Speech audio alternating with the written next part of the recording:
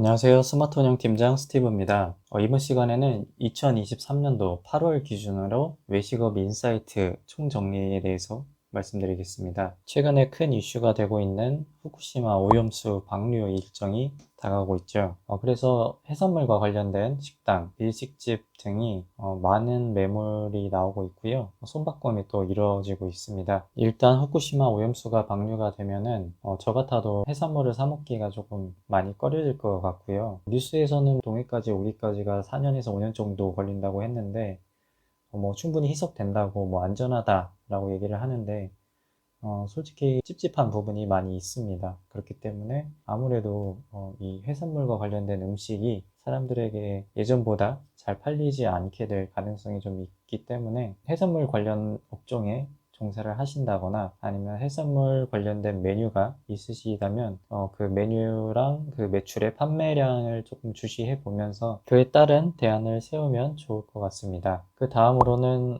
요즘에 계속 경기가 안 좋아지고 있긴 하지만 매년 그래왔듯이 올해가 작년보다 훨씬 안 좋다. 내년은 올해보다 안 좋을 것이다. 라는 말을 많이 하잖아요. 제가 생각했을 때는 아무래도 올해가 내년보다는 더 좋은 해지 않을까라는 생각이 들고요. 왜냐면 어쨌든 시간이 지나갈수록 우리나라의 GDP는 감소를 할 거고 GDP를 감소한다는 말은 결국 올해가 내년보다 더 경기가 좋다라는 말이 되기도 한다고 생각을 하기 때문에 다른 한편으로는 지금 경기가 많이 좋지 않지만 연착륙의 가능성이 또 대두되고 있기도 합니다. 물론 이건 미국에 대한 말이기도 하지만 우리나라도 세계의 경제에 대한 영향을 많이 받기 때문에 미국이 만약 경기가 좋다면 우리나라도 뭐 어느 정도는 최악으로 떨어지지는 않을 거라고 생각을 하기 때문에 일부 사람들은 미래에 대한 기대감을 가지고 있습니다. 하지만 당연하게 미래에 대한 불안한 마음도 공존하기 마련이죠. 그래서 상권별로 이제 각각 그 경기에 대한 민감도가 조금 다를 수 있는데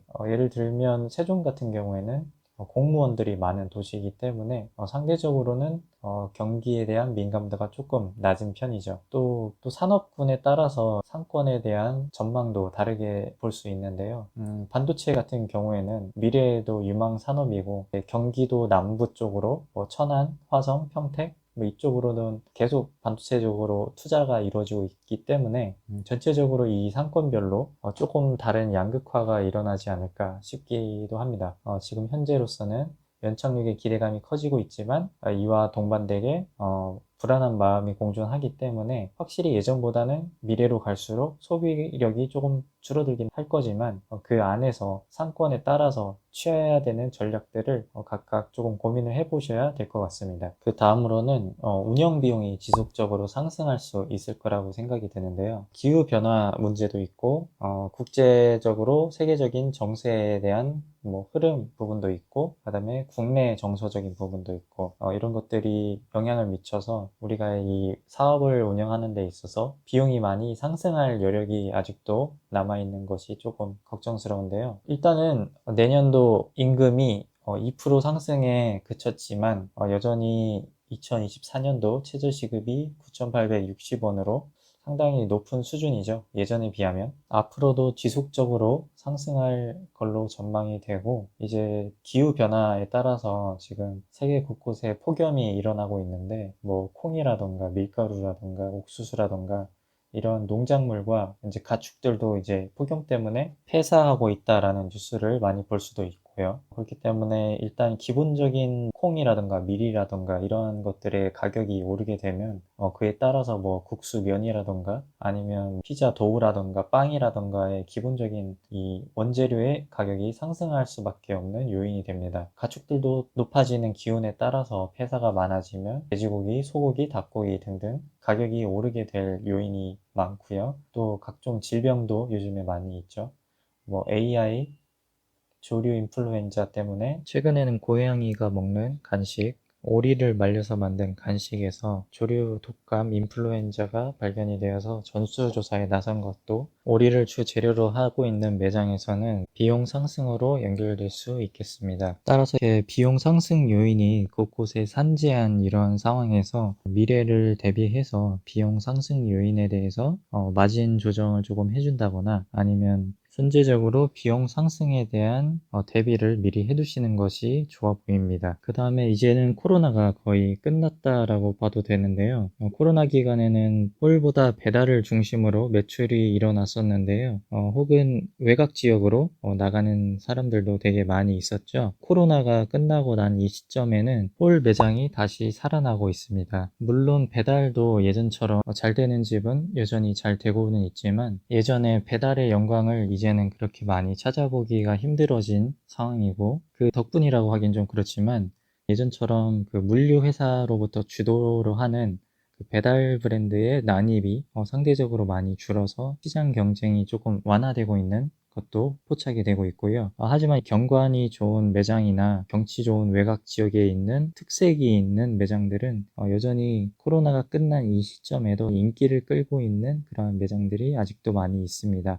소비자들이 이제 여러 가지 선택권이 있다라는 것들을 알았기 때문에 예전에는 코로나 때는 뭐 배달만 시켜 먹어야 된다. 이제는 배달도 되고 홀도 되고 외곽 지역으로 먼 곳으로 찾으러 나가도 되고 이렇게 다양한 선택권이 생겨났기 때문에 이제는 어느 한 가지를 해서는 아니 되고 홀, 배달, 그다음에 찾아올 거리 상당히 다방면으로 신경을 쓰셔야 되는 그런 상황이 됐습니다. 코로나 때처럼 배달에 올인을 해서는 상당히 어려운 그런 상황이 된 거죠. 그렇기 때문에 이제는 경쟁 상대가 상당히 많아졌기 때문에 예전에는 배달만 했으면 그 동네 지역의 배달만 꽉 잡으면 됐지만 이제는 뭐 멀리 있는 뭐 서울에 있는 사람들도 뭐 경기도 외곽에 있는 업체들과 경쟁을 해야 될 정도로 우리 매장에 찾아올 거리를 확실하게 각인시켜 나가야 매출을 유지시키고 또 매출을 더욱 상승시킬 수 있는 방안이 될 것 같습니다. 그 다음에 이제는 나이가 좀 있으신 사장님들보다 젊은 사장님들이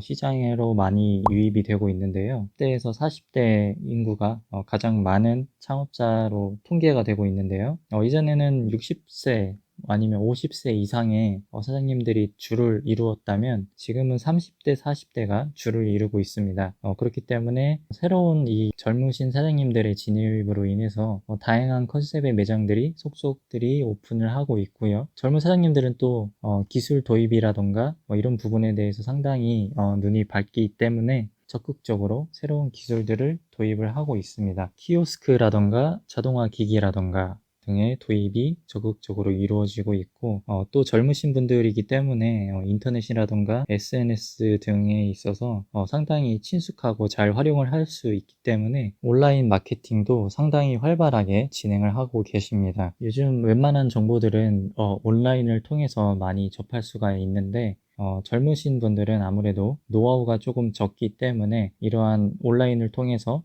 관련된 정보를 많이 찾아보고 계시는데 온라인으로 대체할 수 없는 그러한 현장의 노하우가 역설적으로 많이 필요해지고 있는 상황이기도 합니다. 젊은 분들이 많이 유입이 되기 때문에 청년으로 시작되는 브랜드들이 속속 등장을 하고 있는데요.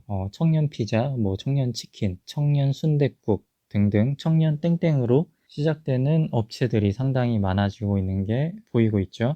그런데 이제 이 청년이라는 특성상 아무래도 노하우가 상대적으로 낮기 때문에 박리담의 추세가 많이 이루어지고 있는데요. 한편으로는 소비자들에게는 상당히 좋은 그런 현상이기도 하겠지만 사장님들끼리 경쟁하는 이런 상황에서는 아무래도 박리담의 형식을 띠기 때문에 치킨 게임이 점점 더 가속화되고 있는 상황입니다.